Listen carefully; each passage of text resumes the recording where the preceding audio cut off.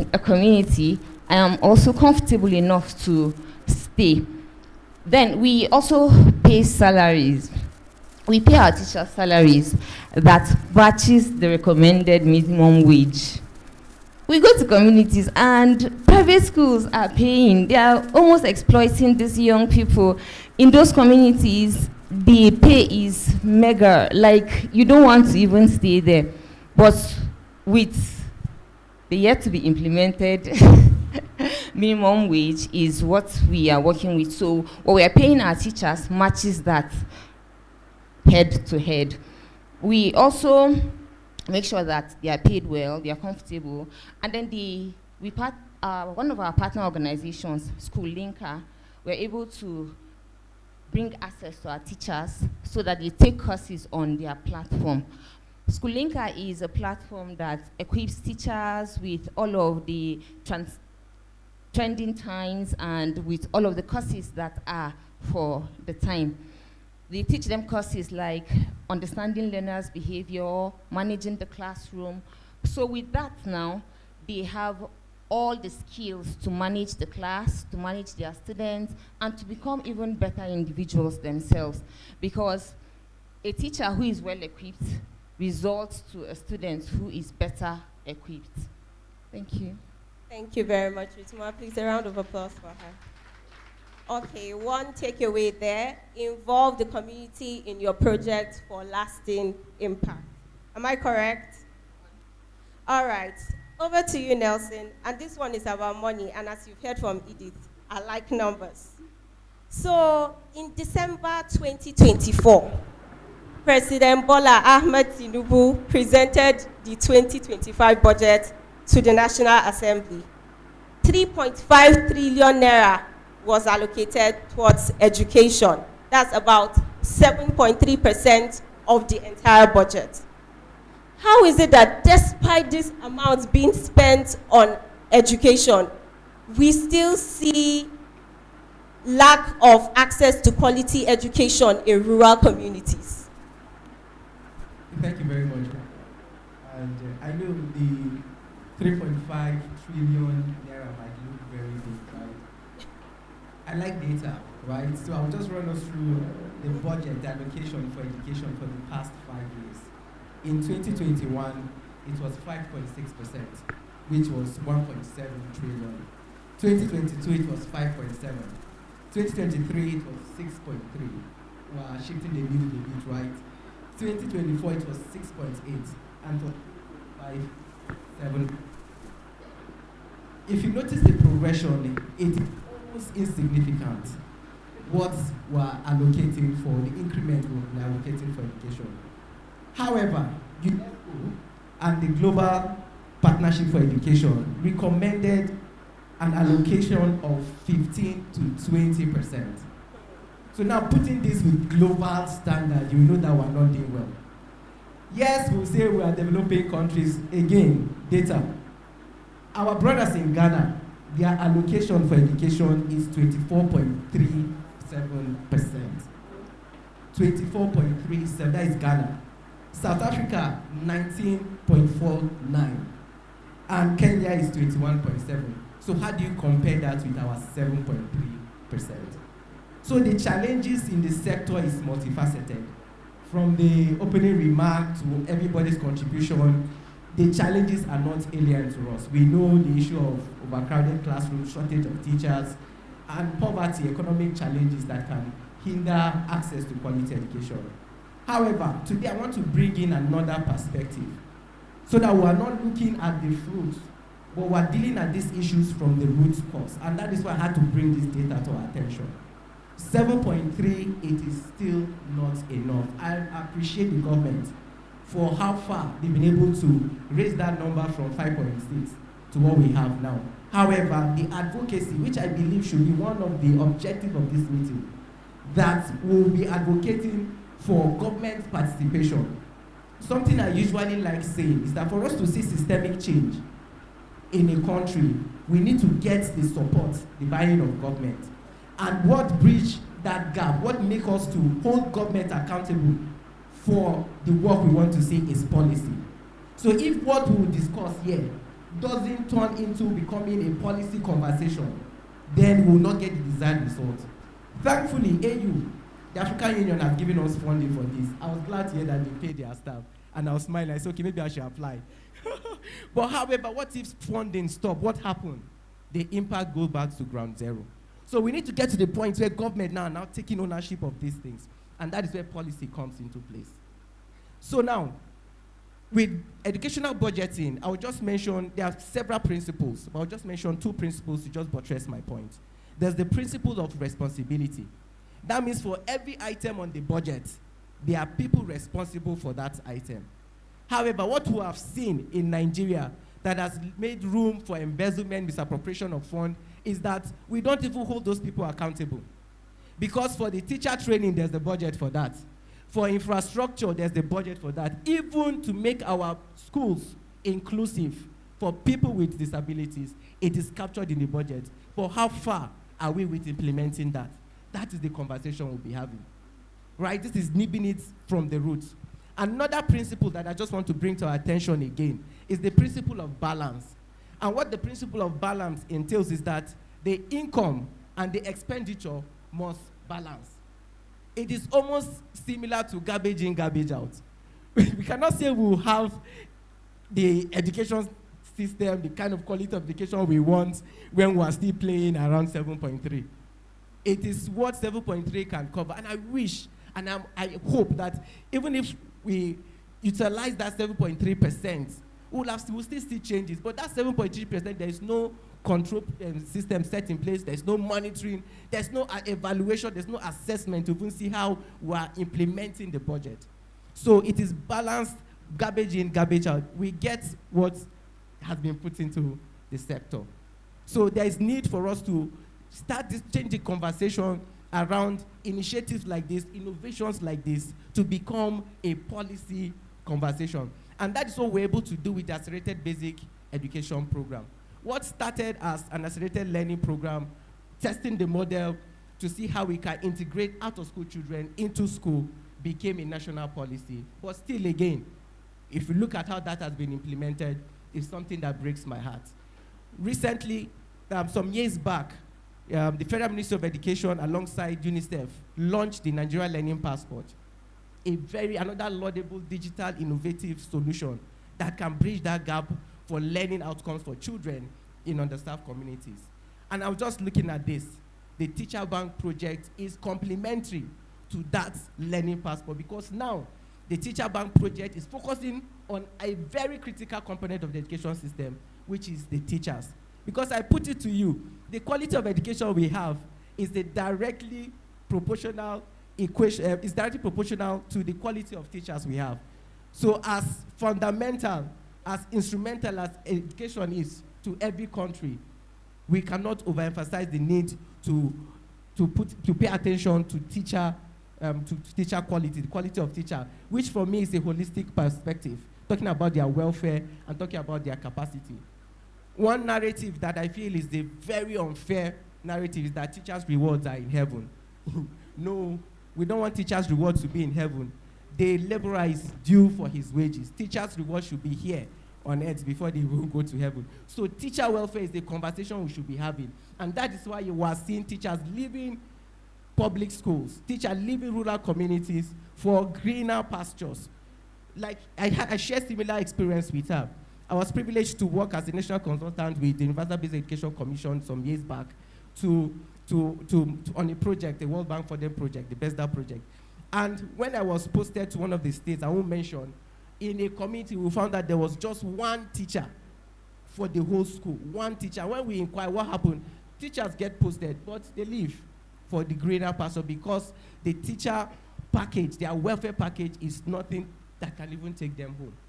So we need to ensure that this conversation doesn't just end here launching the app, but let's take it further to policy makers, which are the critical stakeholders we should be engaging after this launch. Thank you. Thank you very much, Nelson. Okay, for there to be systemic change, our interventions have to be adopted by the government. I think that's very powerful. Thank you very much. At this point, I would like to hear from our teachers, our TBP teachers. In one sentence, and I just need one person to answer. What is the biggest challenge you've faced so far teaching in a rural community?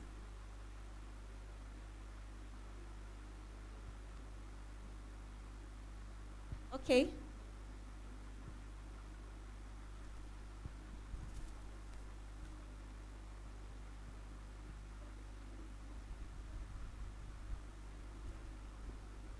A round of applause for her. Good morning, everyone. Okay, in one sentence rather, one of the major challenge I've faced teaching in the rural community is language barrier. Let me just put it that way. Okay, that being said, my next question is to you, Ms. Ritzmore.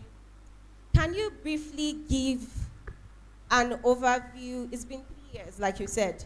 Can you briefly give an overview of the lessons learned so far since the implementation of the Teacher Bank project, especially as it relates to, although she has mentioned language barrier, but I'd also like you to emphasize on integrating technology in these rural community schools.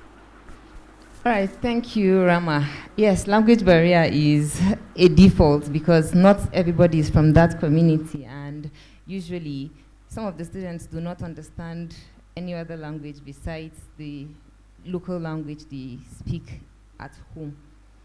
So after the pilot phase of the Teacher Bank project at Government Day Secondary School, Newbury, we internally had a lesson learned session which led to the redesign of the Teacher Bank project. As at the time of implementation, we just got into the field and began at Newbury. We didn't have an elaborate needs assessment. We didn't have collaboration and partnership with the right bodies. The right bodies now being Education Commission, Ministry of Education, the Universal Basic Education Board, and all of those bodies. So we needed all of those strategic partnerships to be able to go back and work more extensively. Again, some of the barriers are connected to the partnerships. So if we had all of these partnerships, we'll be able to break some of the barriers. Take, for instance, you have an event. If you do not have a partnership with the education board, you will not be able to have as much people. So at the pilot phase, some of the events we held, we couldn't have the students come over because we didn't have all of these partnerships.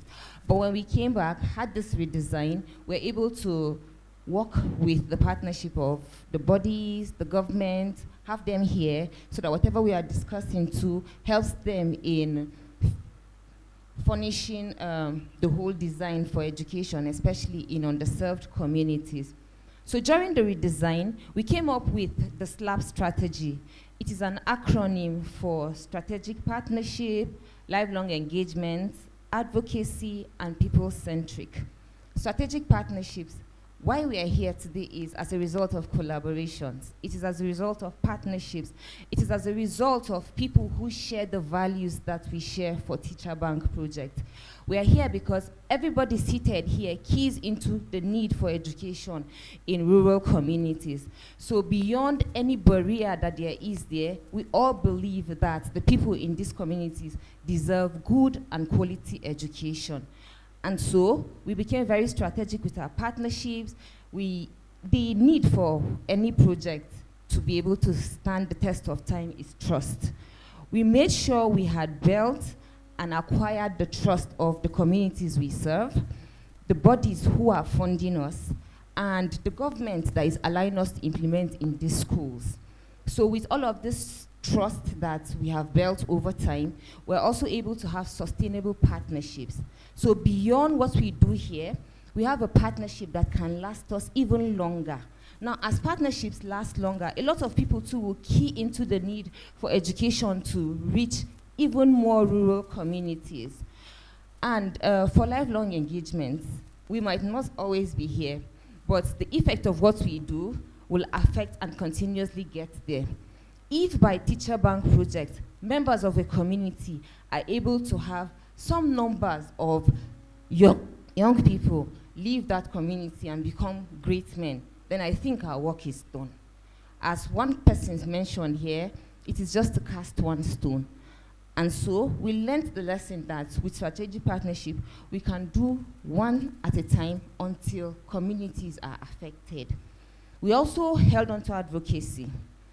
People in these communities do not even understand that they need to amplify their voices and say there's a need for the resources that we lack here to be brought here. They are lacking in human resources. They are lacking in infrastructures. I mean, the outlook of some of the schools, some of this roof is falling, some of the classes do not have chairs and all of those. But with forums like this where we advocate for them, we are sure that these needs are met. So this is also one of the lessons we learned and are putting into practice for a better sustainability for the project and the people in the community. Our project is people-centric. It's education, so it is for the people. We do not have anything to take away from or to go with, but while people get empowered, especially with quality education, it turns the story of their lives. It helps them to become individuals that can stand and advocate for better, not only for themselves, but even for others.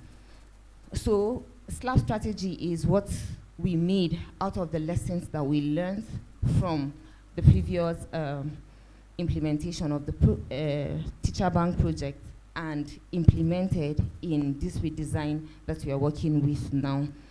Again, because we have built trust, the bulk of the barriers that comes with community engagement are broken.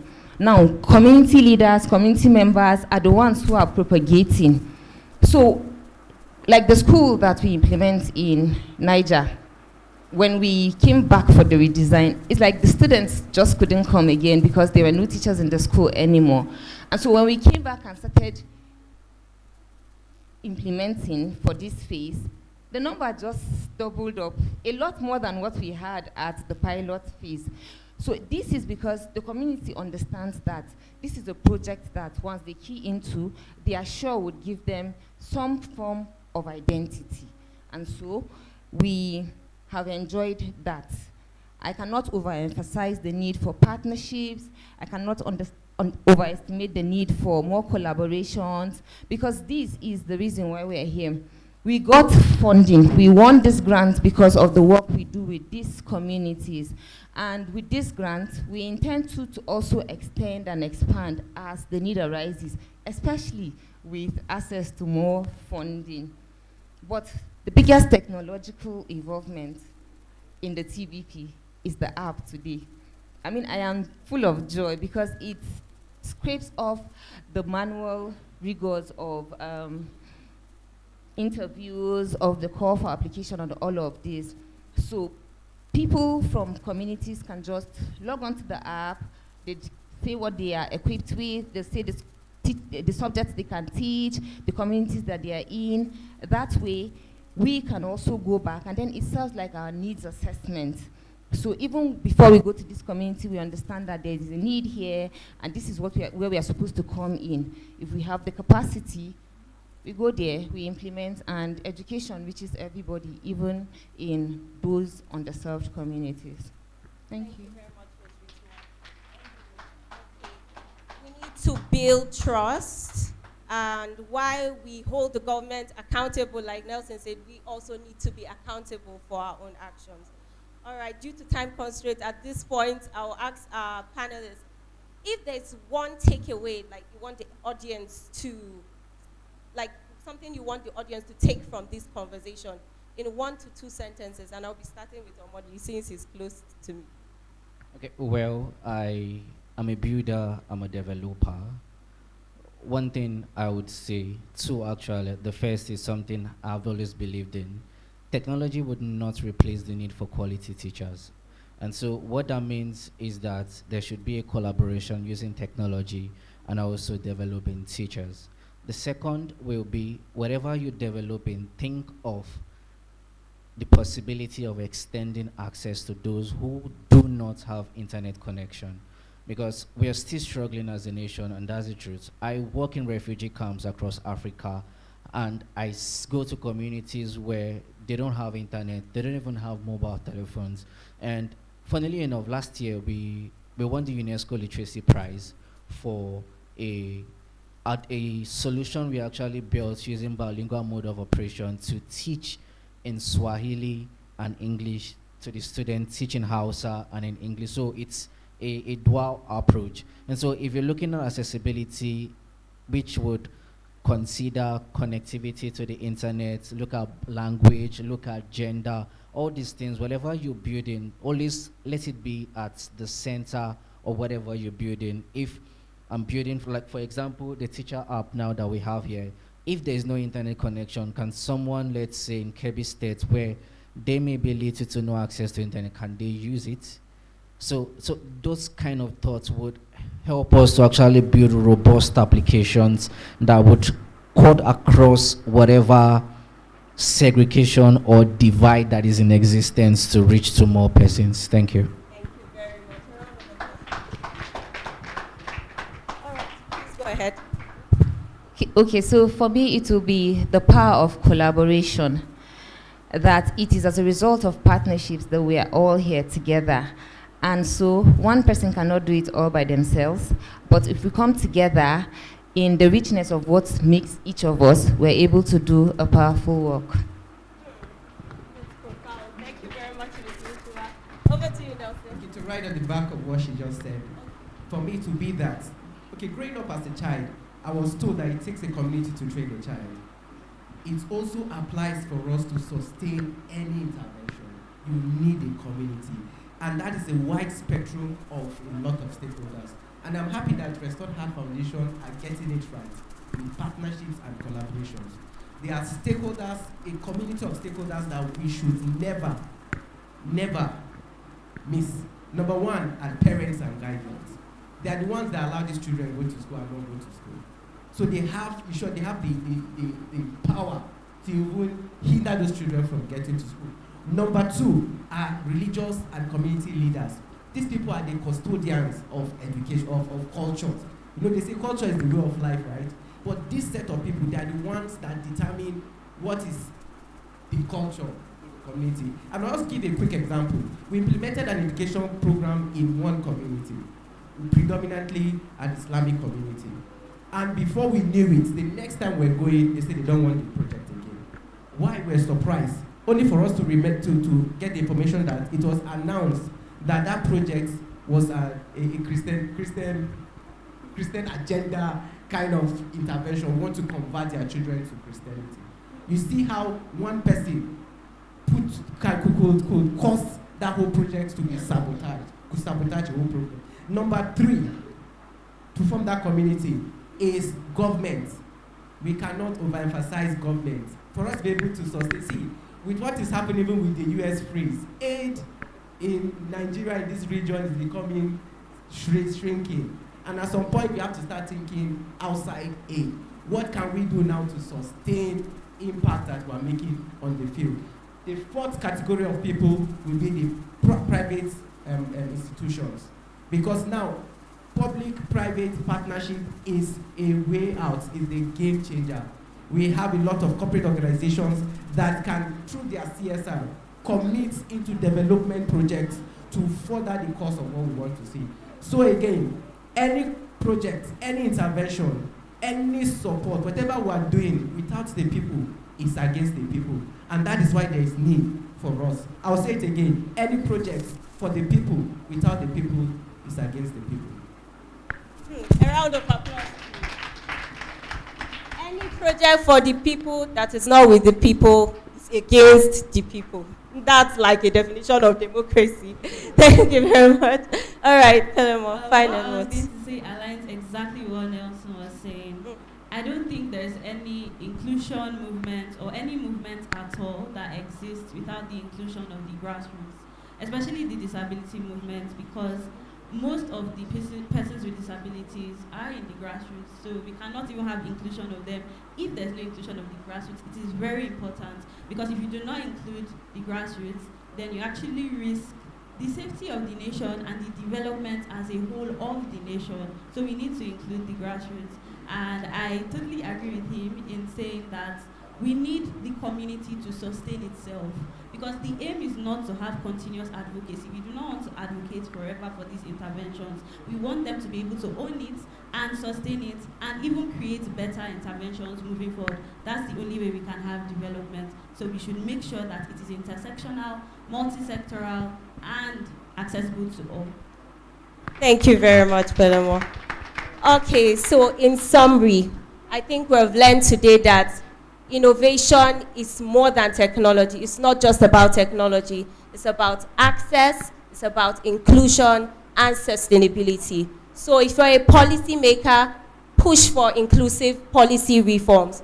If you're an educator, our teachers, explore innovative teaching methodologies. If you work in the private sector, invest in scalable solutions. I believe if we join hands together, we can work together to make sure that children in rural community have access to quality education. Thank you very much, everyone. Due to time constraints, we will not be taking questions, but our panelists are available, so feel free to network. Thank you very much for joining us, and thank you, our panelists. Thank you all very much. Just a quick photo. Come back, Rama. Just a quick photo with the panelists. If we could have our keynote speaker and Mr. Franklin join them, please, if that's okay, for the photo with the panelists. Thank you, sir.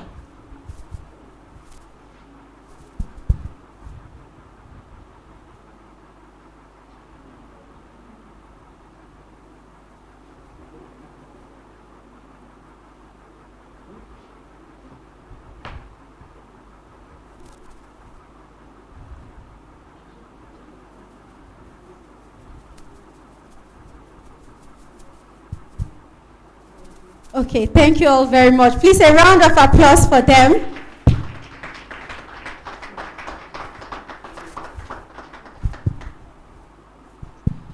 Thank you all so much for being here.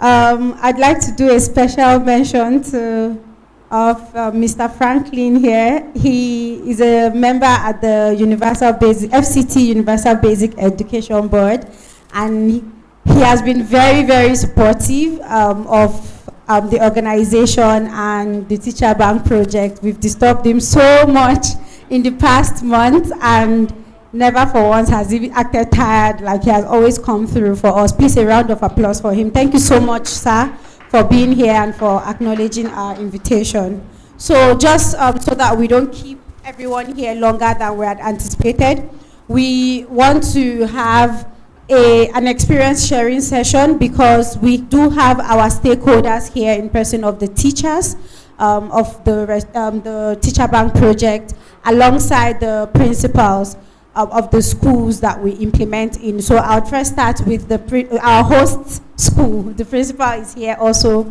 She has been such a good mother to us, very supportive and always available to help us with every and anything that we need. Thank you very much, ma.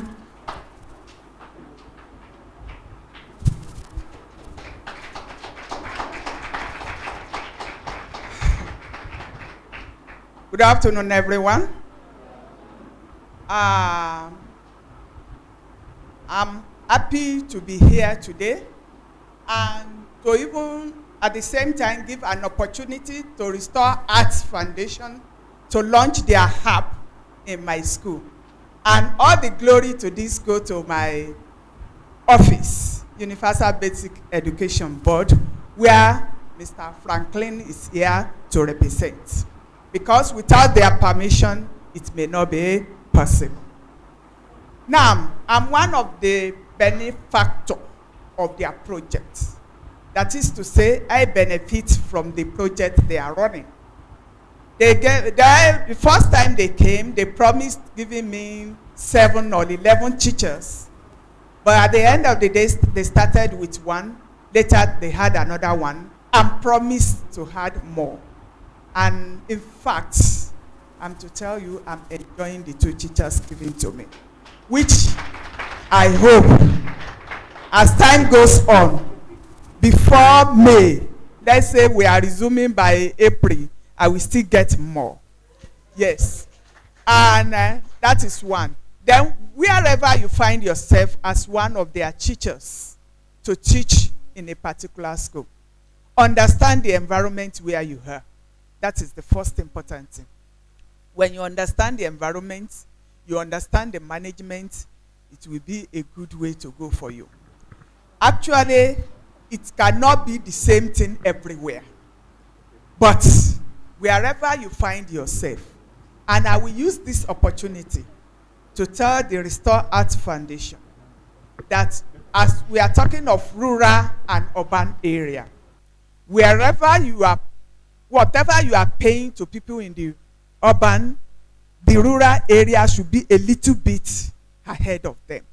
That will encourage people to move to the urban sector for you. I could remember during the tenure of Minister El-Rufai, we have what we call urban sector payment and rural sector payment. These payments differ. About maybe 1/3 is what the people in the urban are collecting, while the rural area. And this make teachers to feel like, okay, if I can get this added to my salary, let me move. I will see what I can do in that particular place. So with this, I will encourage you to do more on that. Thank you. Thank you very much, Ma. Okay, so right next we would invite the representatives of the teachers to speak. And first off, would have Mrs. Esther Caleb. A round of applause for her. To her. A round of applause. The previous year, she won the most outstanding teacher from our Teacher Bank project teachers, actually. So if that inspires you to clap harder, thank you. Thank you. Good morning, everyone. Sorry, good afternoon, everyone, rather. I'm here to just share a little bit of what has been happening. Like she said, I'm Caleb Esther Oluwashemilore, and I'm a teacher fellow under the Teacher Bank project of the Restored Art Foundation. Now, I'm super excited at what is happening here today, because without technology, I don't even think I will be a teacher fellow. How do I mean? I saw their call for application right from the social media, and that's the power of technology. Without that, I wouldn't be here impacting the students. Now, it's been a very wonderful journey, meeting with these little ones, impacting them, telling them what to do, and helping them move in the right direction. And all thanks to the Restored Arts Foundation. One thing I discovered is that at the start of this second phase of this project, I realized that technology was more involved than the first stage. How do I mean? Right from the interview, we started having our interview virtually, which was not that way, virtually rather, which was not that way, the first stage. The second stage, our interview started virtually, and from there, we moved on. Aside that, talking about technology, I'm trying to focus more on technology right now because that's what we're here for. We've also been receiving trainings from all of our partners, how to manage the classroom, how to integrate AI into education, and all these come through the power of technology.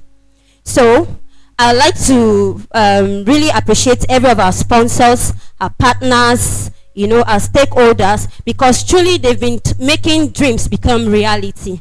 Because of this, we now have teachers who are impacting children and making their dreams, become reality. Aside the fact that we are getting trained, that we're not just impacting the students, we are also being trained. We are not left the same way we came.